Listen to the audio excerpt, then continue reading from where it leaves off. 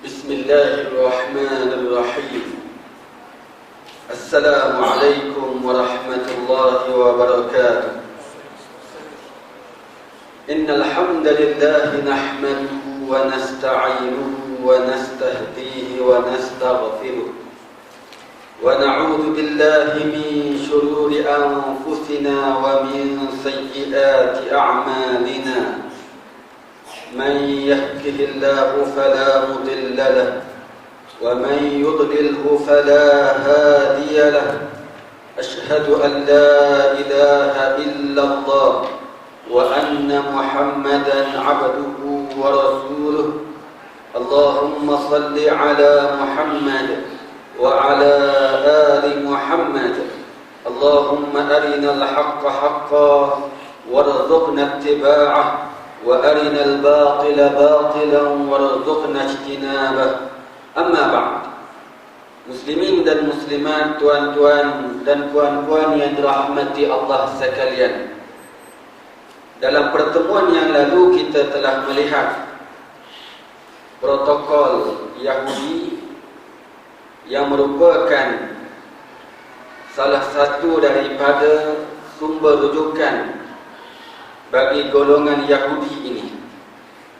Mereka telah menetapkan beberapa resolusi hasil daripada persidangan yang telah mereka laksanakan dan anjurkan untuk menguasai alam, khususnya di zaman moden hari ini. Sebelum itu telah pun kita bicarakan tentang kitab Talmud dan juga kitab Taurat yang merupakan kitab-kitab mereka yang dijadikan rujukan juga di dalam kehidupan beragama bagi orang-orang Yahudi. Seterusnya, tuan-tuan yang dirahmati Allah, pada malam ini kita akan melihat pula berkaitan dengan beberapa syariat yang ada di dalam agama Yahudi ini, untuk lebih kita kenali mereka dengan lebih rapat dan kita cuba bandingkan dengan Islam yang dibawa oleh Rasulullah sallallahu alaihi wasallam. Tuan-tuan, antara syariat yang ada di dalam agama Yahudi ini ialah al-i'tiraf wa tafsir, iaitu i'tiraf dan seterusnya membersihkan, pembersihan. Orang-orang Yahudi mempercayai bahawa setiap daripada syahwah itu terdapat di dalamnya kesalahan. Kesalahan akan menyebabkan seseorang itu dianggap melakukan perkara yang kotor. Justru itu, dalam hal berkait dengan syahwat, berkait dengan kesalahan dan kesilapan ini, maka orang-orang Yahudi menganggap juga ataupun percaya bahawa haid bagi orang wanita serta kelahiran, iaitu wanita melahirkan anak, juga merupakan kesilapan yang telah dilakukan oleh golongan wanita. Justru itu, apabila haid dan melahirkan anak itu berlaku kepada wanita, mereka mestilah membersihkan diri mereka daripada kekotoran tersebut. Iaitulah dengan cara diadakan upacara-upacara ataupun diadakan amalan-amalan tertentu, pengorbanan, solat, doa yang akan dipimpin oleh ahli-ahli agama mereka. Di samping itu, mestilah dibuat pengorbanan, dikorbankan sesuatu untuk menghapuskan dosa-dosa tadi. Tuan-tuan, oleh kerana itulah dalam hal ini mestilah wanita-wanita ini pergi menghadap ahli-ahli agama Yahudi untuk mengaku iktiraf diri mereka telah melakukan dosa. Oleh kerana itulah perlu untuk wanita-wanita ini memohon ampun ataupun membersihkan diri mereka dengan dipimpin oleh ahli-ahli agama tadi. Maka kerana itu dalam hal ini masyarakat Yahudi adalah masyarakat yang membuat salah, masyarakat yang melakukan kesalahan. Tetapi dalam masa yang sama, masyarakat itu juga mestilah membersihkan dirinya. Dalam masa yang sama tadi, mereka mesti memohon ampun atas kesalahan dan kesilapan yang berlaku. Jadi tuan-tuan, di sini kita boleh melihat jauhnya akidah kita agama Islam dengan akidah Yahudi. Mereka menganggap wanita ini merupakan golongan yang melakukan kesalahan dan kesilapan, hatta walaupun ia bukan usaha daripada mereka. Isu berkaitan dengan haid, isu berkaitan dengan melahirkan anak, ia merupakan suatu perkara ketetapan ilahi, ciptaan Allah Subhanahu wa ta'ala. Jadi bagaimana mungkin apa yang Allah Ta'ala ciptakan itu, Allah Ta'ala jadikan itu untuk wanita, dianggap satu kesalahan? Allah yang menciptakannya, Allah yang menjadikannya, Allah yang menjadikan wanita mempunyai haid, mereka akan melahirkan anak. Itu bukan kesalahan wanita, sebab itu kejadian mereka diciptakan demikian.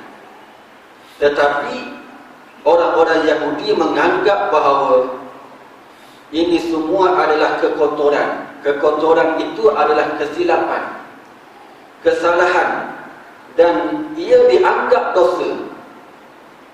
Justru itu mereka kena membersihkan diri mereka, kena membersihkan diri mereka daripada kekotoran itu dengan berjumpa dengan ahli-ahli agama untuk meminta keampunan. Tuan-tuan, jadi wanita-wanita ini mereka mesti datang bertemu dengan ahli agama, yang mana mereka akan diberikan minuman air yang muqaddas, yang suci, dalam satu bekas. Air ini telah dibacakan mentera-menteranya, doa-doa dan lain-lain lagi. Ahli agama Yahudi ataupun Al-Kahin, iaitu orang yang memimpin agama mereka ini, akan meminta wanita supaya mengaku kesalahan mereka. Kena mengakui bahawa mereka ni salah, mereka buat kesilapan, melakukan dosa. Dosa apa? Dosanya kerana ada haid, dosanya kerana melahirkan anak. Jadi mereka, wanita ini mesti mengakui kesalahan mereka itu.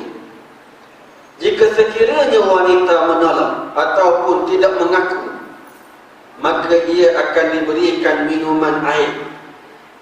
Air itu dikenali sebagai ma'ul la'nah, air laknat, dan diberikan ukutan kepadanya bahawa kalau air ini masuk ke dalam perut mereka, maka ia akan membawa kebinasaan.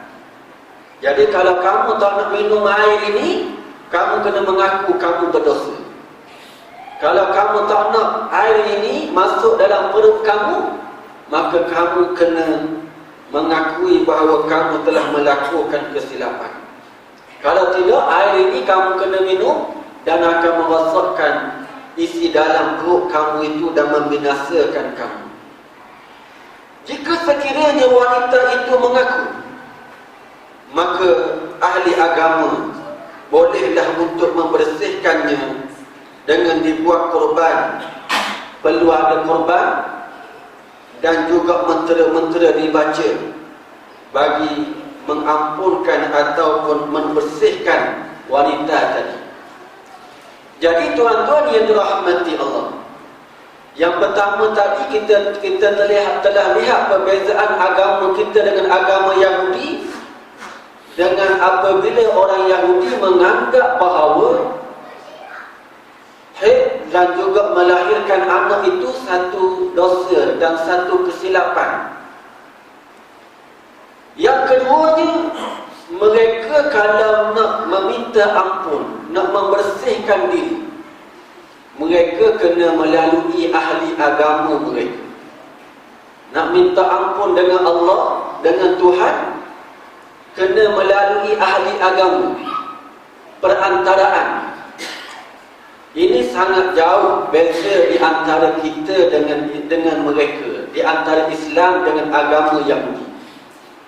Islam, kalau kita buat salah, kita buat silap, kita buat dosa, memang dosa itu kita buat atas usaha kita, atas pilihan kita. Lalu kita ingin bertaubat kepada Allah Azza wa Jalla, kita mesti bertaubat direct dengan Allah. Kita dengan Allah tak perlu perantaraan.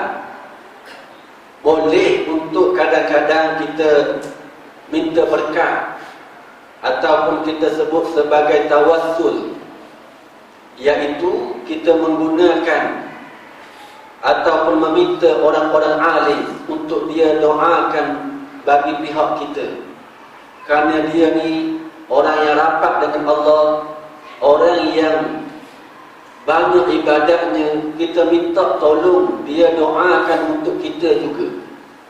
Tetapi itu bukan syarat, bukannya menjadi satu rukun untuk kalau nak bertaubat kena pergi kepada orang-orang alim ini. Orang-orang alim ini hanya sekadar nak menambahkan resepi dia, nak tambah kalau orang memasak nak bagi sedap lagi. Bukan dia jadi satu perkara yang mesti menjadi syarat ataupun rukun. Kalau nak bertaubat kena pergi berjumpa dengan orang alim ataupun ahli ibadat sekian-sekian.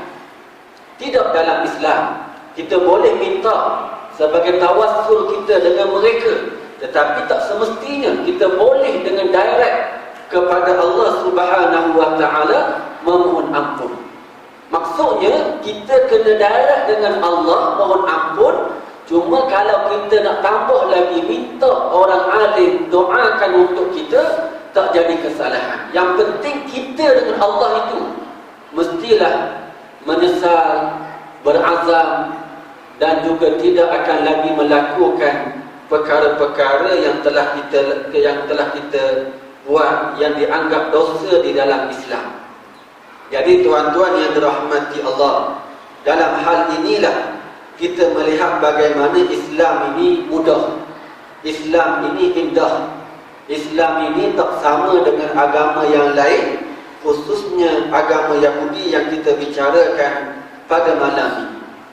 Bahkan kalau kita tengok dalam agama Kristian, nanti kita bila dah habis selesai berbicara tentang agama Yahudi, kita akan tengok agama Kristian.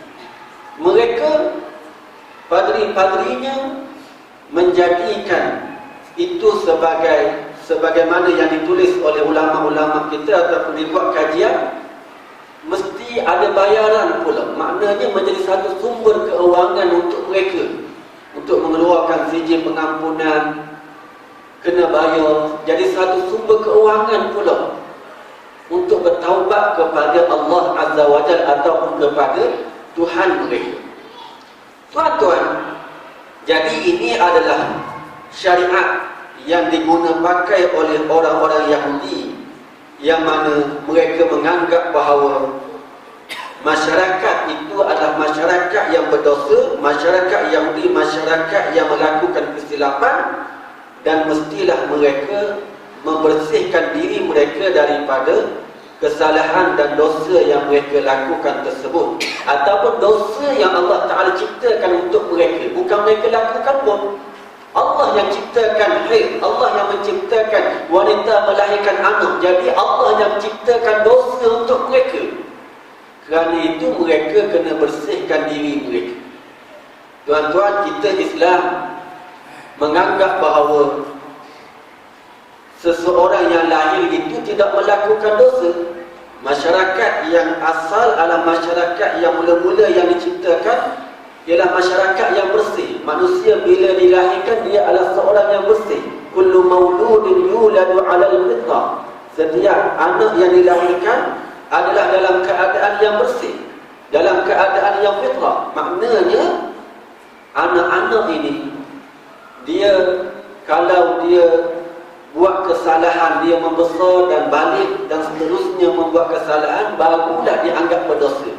Ketika dia belum balik, maka mereka ataupun dia adalah seorang yang bersih, dan masyarakat Islam dianggap bukanlah masyarakat yang melakukan dosa tanpa dibuat, tanpa dicipta. Orang Yahudi menganggap mereka ni masyarakat yang berdosa. Allah ciptakan demikian daripada awal lagi. Ini suatu perkara yang hakikatnya berlawanan dengan ajaran agama Allah, akidah kita, akidah Islam. Seterusnya berkait dengan miras, iaitu harta pusaka. Dalam syariat agama Yahudi ini, orang yang akan mewarisi harta ialah anak lelaki.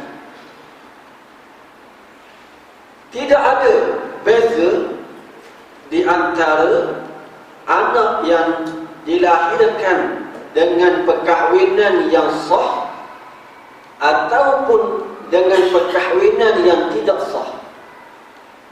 Tak kiralah kalau anak itu diperolehi secara perkahwinan yang betul ataupun melalui penzinaan sebagai contoh. Anak-anak ini akan mewarisi harta si ayah. Tuan-tuan, di sini dah kita boleh lihat perbezaan dengan agama kita. Agama kita tidak mengiktiraf, Islam tidak mengiktiraf ayah yang berzina, yang mana hasil penzinaannya itu dia mendapat anak. Anak ini dia tak boleh dinasabkan kepada si ayah. Dia boleh dinasabkan kepada ibunya sahaja. Justru itu dia tak boleh dibinkan kepada ayahnya.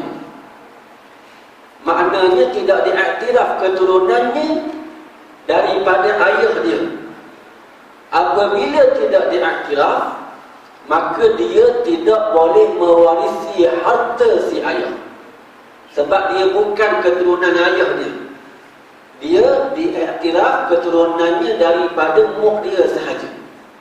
Tapi ayah dia, hatta walaupun ayah dia ini telah berkahwin dengan mak dia kemudian, ayah dia ini berzina dengan mak dia, kita tukar balik, si A berzina dengan si B, lepas tu mengandung. Oleh kerana mengandung, maka si A dan si B berkahwin. Hasil mengandung tadi, penzinaan tadi, dapat anak C.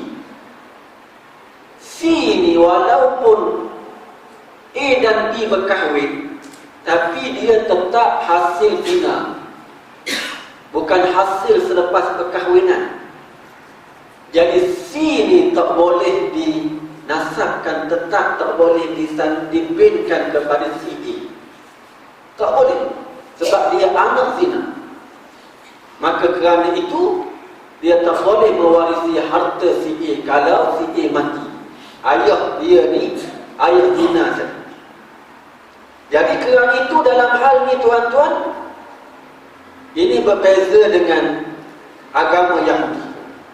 Agama Yahudi tak kira kamu ni anak zina ke ataupun anak yang melalui perkahwinan yang sah, kamu berhak untuk menerima harta pusaka yang ditinggalkan oleh si ayah tadi. Tuan-tuan, walaupun kita nampak bahawa Islam ini agak keras dalam hal ini, tetapi kita kena ingat, Islam datang untuk menjaga beberapa perkara.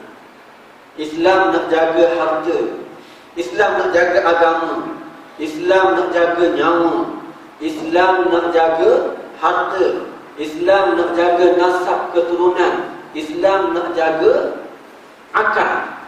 5 perkara ini disebut sebagai al-daruriyat al-khamsah. Perkara daruri yang 5 yang hendak dijaga oleh Islam. Salah satunya ialah keturunan.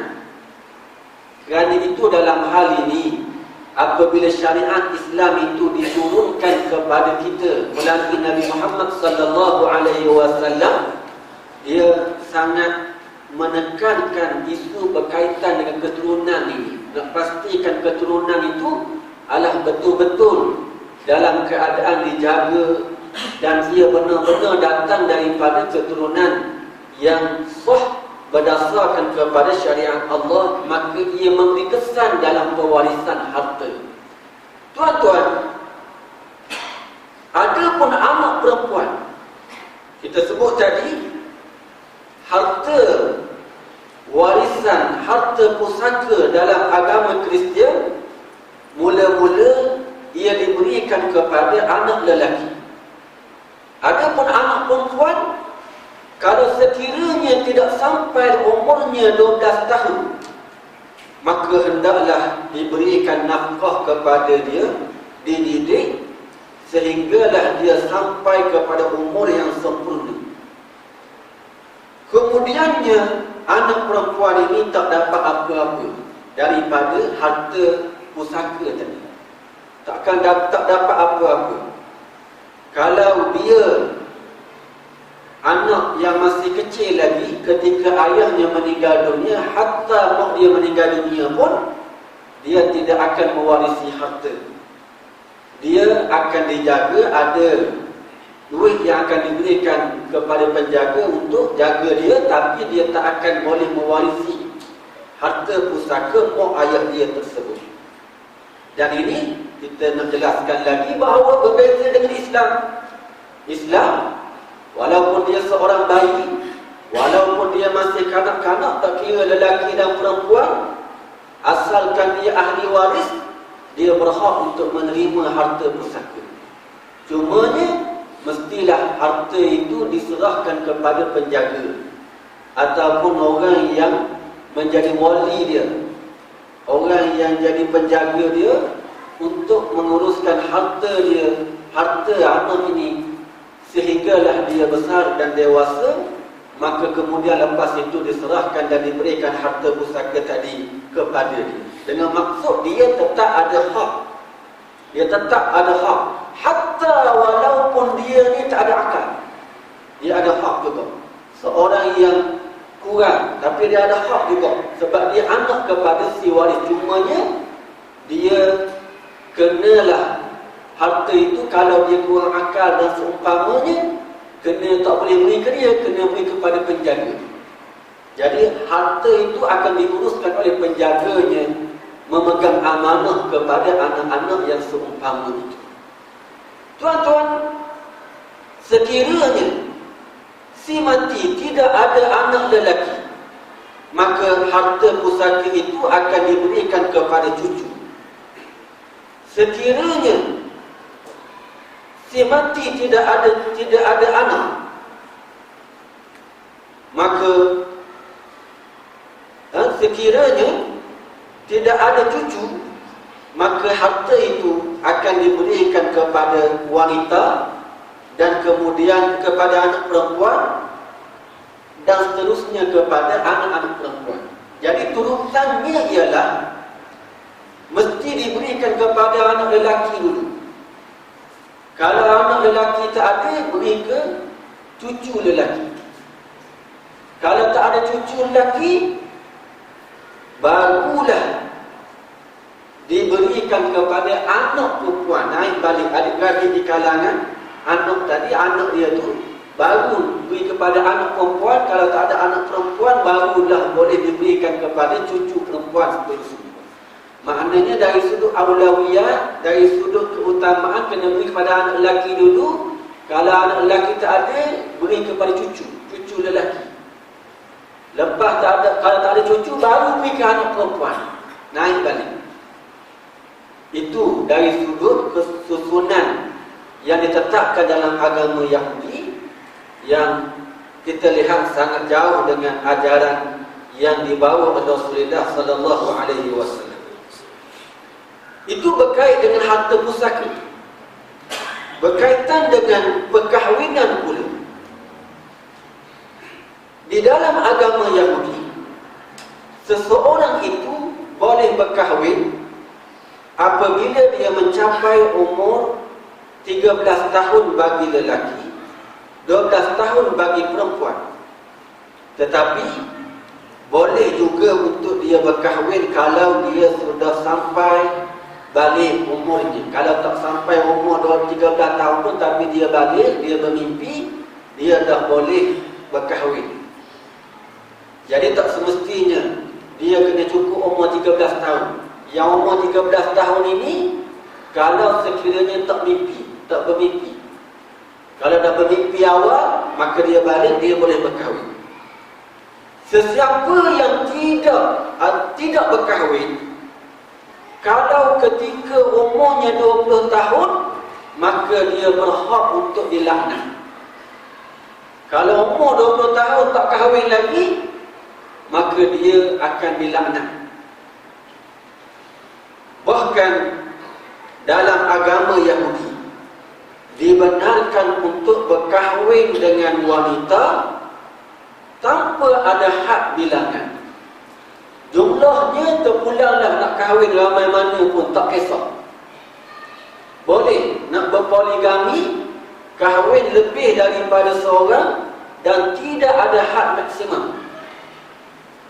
Tuan-tuan, justru itu dalam hal ini kita lihat bagaimana ia berbeza dari sudut Islam, dari sudut bilangan tadi. Dalam Islam, paling ramai pun boleh berkahwin ialah seramai 4 orang. Paling ramai, tak boleh lebih daripada itu. Jadi dalam agama Yahudi, mereka tak ada had. Mereka boleh berkahwin seramai yang mereka inginkan. Dan mereka tidak boleh berkahwin dengan selain daripada orang Yahudi. Mesti kahwin dengan Yahudi juga. Mereka tidak dibenarkan untuk berkahwin dengan selain daripada Yahudi ini, kerana mereka menganggap bahawa selain daripada Yahudi, sebagaimana yang pernah kita terangkan dulu, haiwan, binatang-binatang. Jadi nak kahwin macam mana dengan binatang-binatang ataupun haiwan-haiwan ini? Sebab itu mereka kata, kalau nak kahwin, kena kahwin dengan orang Yahudi sahaja. Dalam Islam pula, tuan-tuan, kita dibenarkan untuk, kalau lelaki berkahwin dengan orang yang beragama Nasrani dan beragama Yahudi, iaitu ahli kitab. Dalam Islam, lelaki sahaja, yang perempuan tak boleh. Lelaki sahaja boleh berkahwin dengan wanita Yahudi ataupun wanita Nasrani. Cumanya ada ulama kata Yahudi itu mestilah yang asal keturunan dia Yahudi. Kalau Nasrani asal keturunannya memang Nasrani sungguh. Bukan hak yang, kalau kita tengok dalam negara kita ni, tak ada rasanya yang betul-betul asal. Kalau Kristian tu asal dia Kristian daripada pengikut Nabi Isa alaihissalam. Payah jumpa dah. Bahkan di zaman Sayyidina Umar Al-Khattab, dilarang untuk berkahwin dengan ahli kitab ini, melihat kepada maslahat ataupun melihat kepada keadaan waktu itu, dibimbangi orang-orang Yahudi ataupun Nasrani ahli kitab ini, mereka menguasai orang Islam. Apapun hukum asalnya dibenarkan untuk kahwin. Bahkan kita kalau maknanya dalam hukum asal Islam ni boleh untuk dikahwini orang-orang Yahudi dan Nasrani dengan syarat-syarat yang ditetapkan di dalam agama kita. Kemudiannya orang-orang ataupun wanita-wanita yang dilarang berkahwin di dalam agama Yahudi, antaranya ialah isteri kepada pok saudara dia. Pok saudara kita, bukan pok saudara kita lah, orang Yahudi. Kita dia kenapa? Kita Islam ni kan. Pok saudara seorang Yahudi itu, dia ada isteri. Maka isteri dia itu tak boleh dikahwini. Isteri kepada pok saudara. Begitu juga isteri kepada adik-beradik, iaitu ipar, kita sebut ipar. Itu pun syaratnya mestilah kalau isteri kepada adik-beradik ini dia melahirkan anak. Kalau tak melahirkan anak, boleh dikahwini selepas daripada adik-beradik tadi meninggal dulu. Isteri dia tu boleh dikahwini. Dan dalam agama Yahudi, mereka tidak menjadikan susuan itu sebagai sebab kepada haram berkahwin. Berbeza dengan agama kita, Islam. Islam ini dia letak 3 kategori yang menyebabkan seseorang itu haram kahwin. Yang pertama yang kita sebut haram disebabkan oleh nasab, keturunan. Mak kita, adik-beradik perempuan kita, tok kita, nenek kita, moyang perempuan kita, cucu kita, cucu perempuan, cucu, cicit, cuik, nyuk, cicuk, bawah tu habis tak boleh lagi. Usul ke atas atau furuk ke bawah diharamkan kahwin. Ini haram disebabkan keturunan. Yang kedua, haram disebabkan kerana susuan. Ada budak perempuan seorang, dia menyusu dengan isteri kita, maka dia jadi anak susuan kita. Haram kita berkahwin dengan anak susuan. Anak susuan ni pula tak boleh berkahwin dengan anak kita yang betul, adik-beradik susuan.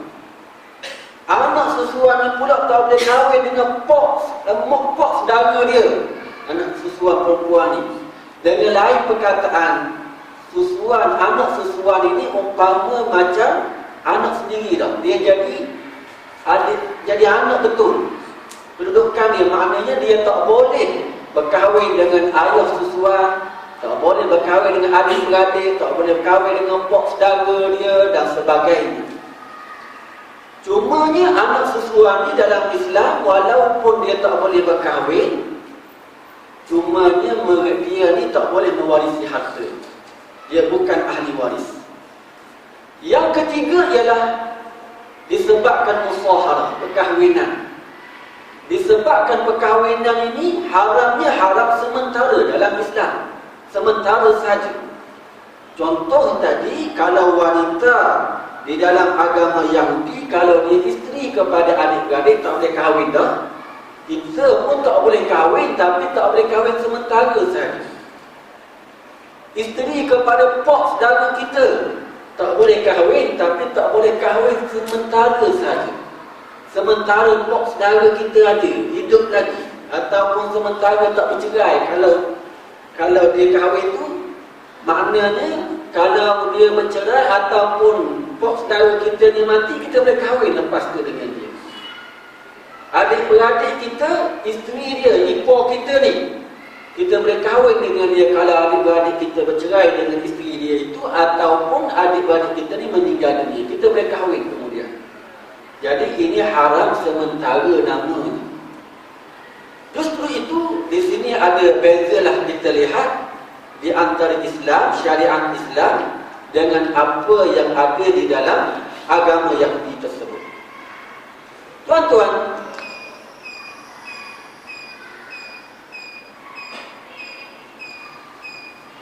kita jawab ada masalah.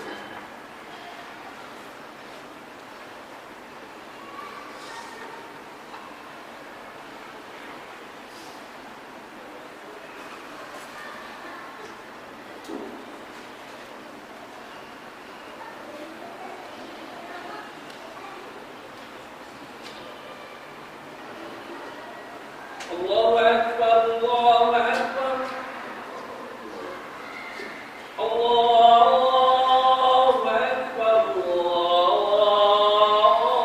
Akbar.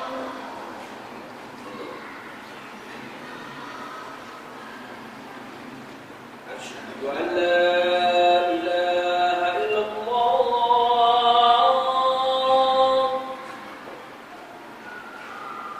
Asyhadu an la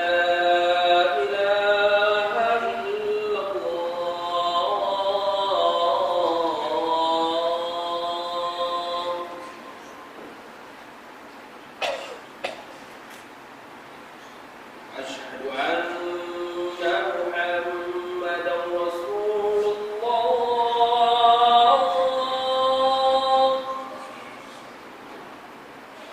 أشهد أن محمدا رسول الله.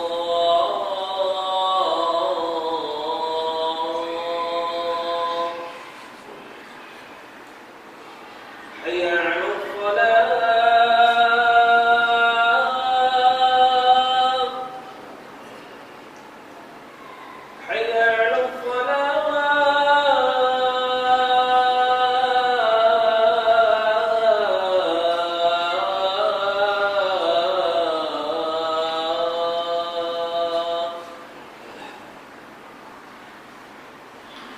حي على الفلاح.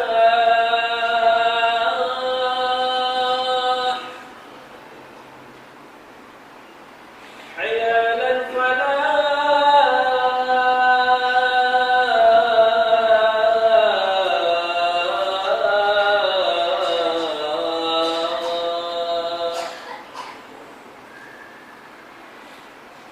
الله أكبر، الله أكبر. لا إله إلا الله.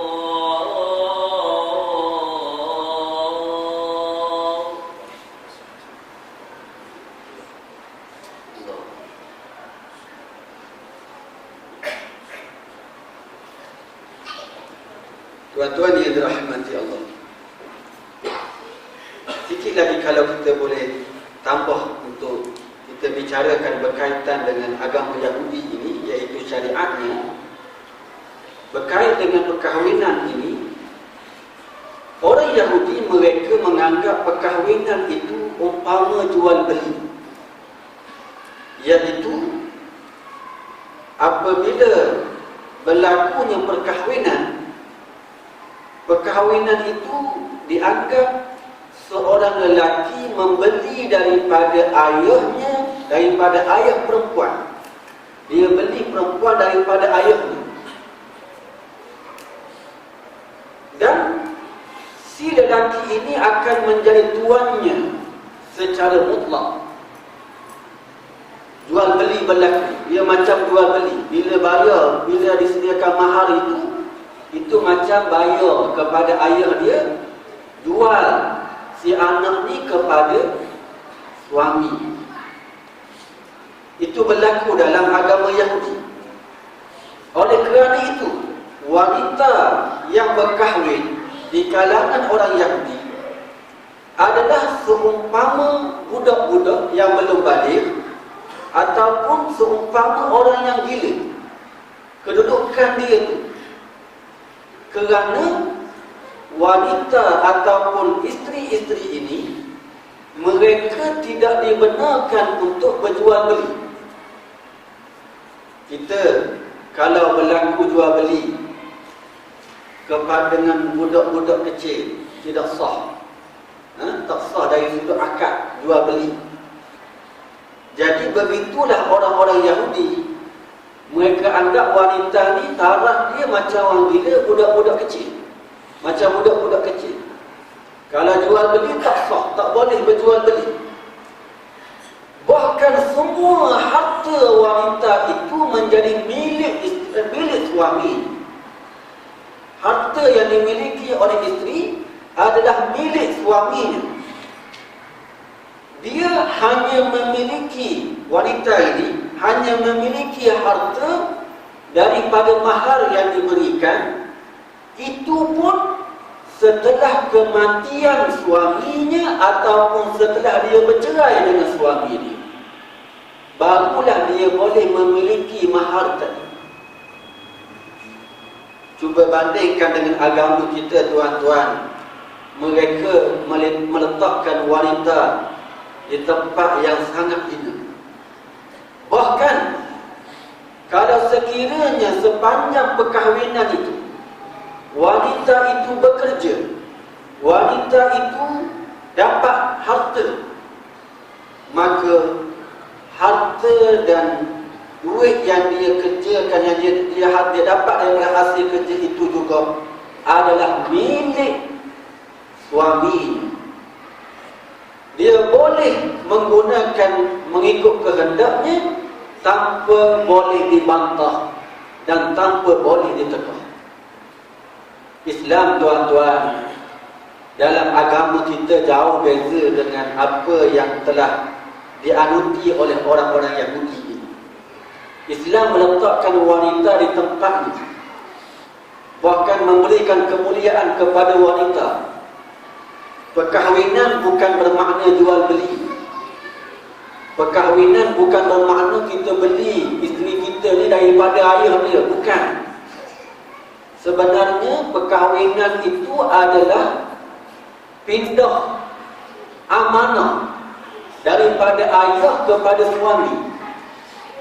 Kalau perkahwinan itu, kalau sebelum kahwin, ayah yang bertanggungjawab ke atas anak perempuannya, maka apabila berlaku perkahwinan, suami dialah pula yang bertanggungjawab, yang perlu menjaga amanah isteri atau anak kepada ayah berdua dia tadi, yang dia kahwini tadi. Jadi beza, bukannya satu akad jual beli. Bahkan harta suami bukan bahkan harta isteri bukan harta suami, tetapi harta suami adalah harta isteri. Beza keadaan dia.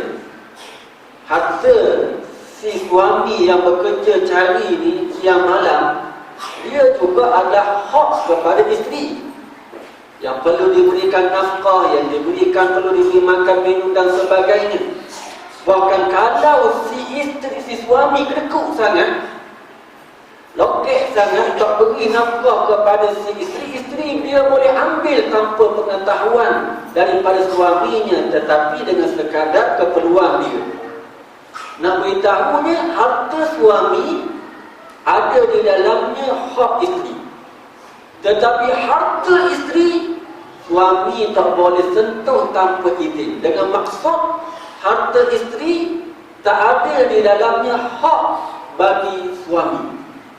Kalau isteri bekerja, suami tak boleh ambil dengan mudah, kena minta izin dulu. Kalau isteri tak bagi, tak boleh ambil. Kalau isteri bekerja, dia nak ambil, dia tak dibenarkan. Sebab itu isteri punya harta. Jadi tuan-tuan yang dirahmati Allah, kita lihat di sini bagaimana Islam mengangkat martabat wanita, memberikan hak yang sepatutnya kepada wanita, tidak sebagaimana di dalam agama Yahudi yang telah kita lihat tadi. Bahkan si isteri tidak boleh mewarisi harta suami dalam agama Yahudi. Isteri tak boleh mewarisi harta suaminya kecuali hak mahar tadi. Mahar yang diberikan, bayaran yang diberikan semasa perkahwinan, itu pun bayaran itu tak boleh dinikmati sepanjang perkahwinan itu.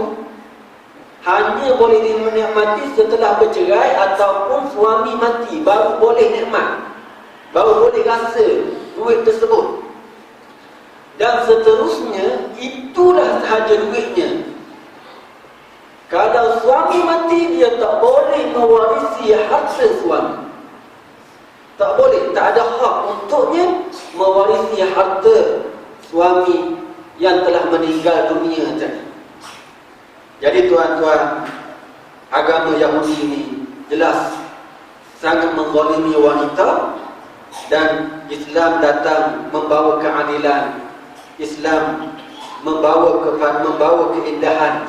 Islam membawa kebaikan untuk wanita, memberikan hak yang sepatutnya yang diberikan kepada golongan wanita. Sebab itulah kita secara tegas mengatakan, kalau ada tuduhan yang mengatakan Islam ini menindas wanita, itu adalah suatu tohmahan yang sangat teruk dan tidak patut kalau mereka mengkaji ataupun membandingkan Islam dengan agama-agama yang lain. Kalau nak disebut dan dibincangkan tentang harta pusaka bagi wanita, wanita boleh warisi satu bahagian, lelaki dapat 2 bahagian, wanita dapat 1 bahagian. Itu ada neraca-neracanya yang ditetapkan dalam agama. Kenapa dibuat ketetapan itu? Mungkin malam ni kita tak sempat nak bicarakan tentang perkara tadi, tetapi yakinilah bahawa apa yang Allah Ta'ala tetapkan hatta dalam pembahagian harta, si isteri ataupun si anak perempuan dia hanya dapat 1 bahagian berbanding anak lelaki dapat 2 bahagian. Ia adalah dengan kebijaksanaan Allah Azza wa Jalla. Antaranya kalau yang boleh saya sebut ialah sebenarnya tanggungjawab ayah ataupun ibu semasa hidupnya adalah di bawah tanggungjawab anak lelaki. Anak lelaki dia lebih perlu ambil tanggungjawab menjaga ibu bapa dia. Dan si anak lelaki ini dia perlu memberikan nafkah. Dia perlu memberikan nafkah ini kepada anak dan juga isterinya. Maka bebanan seorang lelaki lebih berat berbanding bebanan yang ditanggung oleh anak perempuan. Pun begitu tuan-tuan, Islam tidak melarang kalau sekiranya dipersetujui oleh adik-beradik untuk dibahagikan sama rata. Memang Islam telah meletakkan pewarisan harta ini di kalangan adik-beradik, 1 untuk perempuan, 2 bahagian untuk lelaki. Tapi Islam tak larang untuk buat ataupun nak bagi harta ini sama rata. Semua dapat sama di antara lelaki dan perempuan. Boleh juga, tak ada masalah. Tetapi dengan syarat, mestilah dengan persetujuan daripada anak-anak lelaki. Dengan maksud yang lain, memanglah mula-mulanya si anak perempuan ini akan dapat 1 bahagian, si anak lelaki akan dapat 2 bahagian. Jadi kalau nak bahagi sama rata, kena dapat persetujuan daripada anak lelaki, dengan maksud anak lelaki ini akan beri bahagian dia kepada anak perempuan. Dengan persetujuan dia, maka dapatlah sama rata. Kalau anak lelaki tak bersetuju, maka kena kekal yang asal, perempuan dapat 1, lelaki 2 bahagian. Kena kekal yang asal. Tapi tak ada salah kalau nak bagi sama rata dengan syarat persetujuan daripada anak lelaki tadi. Tak ada masalah.